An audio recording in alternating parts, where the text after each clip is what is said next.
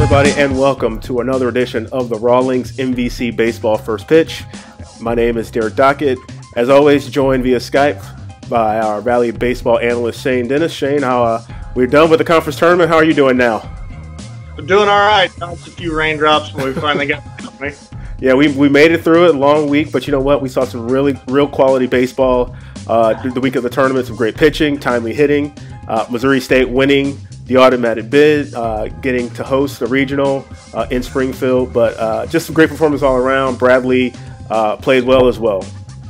And I think just well enough to get into the NCAAs, which I'm sure we'll get to in a second. But Bradley turned in a really solid performance in the Valley tournament, winning their first three. They put a 5-game losing streak behind them, got some good individual performances. Evan Gruner maybe had the swing of their season with a 3-run home run to help them beat Indiana State and to propel them into winner's bracket final. So congratulations to Elvis Dominguez and Bradley for a solid Valley tournament, but Keith Gutton, obviously, and the Missouri State Bears were as advertised. They were everything we thought they would be. Dallas Baptist tripped up a little bit. There was only really one game where they got their bats going, the other two that they lost, so no real surprise there. But really nice to see the efforts put forth in the Missouri Valley Conference tournament on a really tough weather week in Wichita.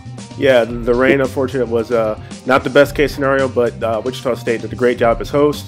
I really appreciate all the efforts they did making the tournament go off very, very well. So now we turn our attention to postseason play at the NCAA level. As we mentioned, 3 Valley teams in, 2 of them hosting. Let's start with Missouri State, our automatic bid, regular season champs, tournament champs. The Bears get teams coming to Springfield to play some NCAA tournament games. I think all 3 of those teams are an interesting story in and of themselves, even before Monday at 11, before we found out where everyone was going.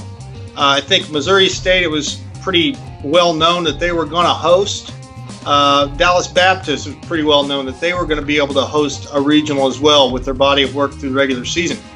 But I think throughout the week in Wichita, those 2 teams flip-flopped a little bit in what was expected from them and what might be down the road, in that Dallas Baptist was right on the cusp of having a national overall seed, like a 7 or an 8 overall seed.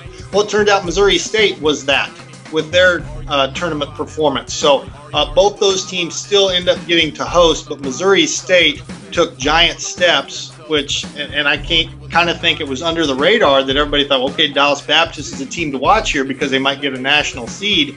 Well, it turned out Missouri State did that, and with Bradley's effort to get to the championship game, and as well as they played, that apparently impressed the committee as well. So all things worked out for all teams in the Valley about as well as it possibly could have when it comes to the NCAA tournament play. And congratulations to Dallas Baptist and Missouri State for getting to host.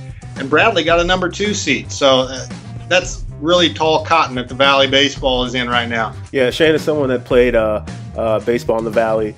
The Braves were the last team announced on the bracket. What do you think that feeling's like? We saw the reaction of the Braves on their website. Pretty excited, but being the last team announced as the bracket is revealed.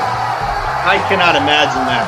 I can't imagine what was going through Elvis Dominguez and the staff's head at the moment, but just a big sigh of relief to get in. They go to Louisville and play a Big Ten team. I like their chances. All right. Well, we'll see what happens in postseason play. Hopefully the Valley can make some noise at the NCAAs and get themselves to some super regionals. So it'll be exciting to see how the 3 Valley representatives play in the NCAA. So, Shane, thanks so much for your time. We appreciate your work at the tournament and all season long. And we'll keep rooting for the teams in the NCAAs. Sounds good.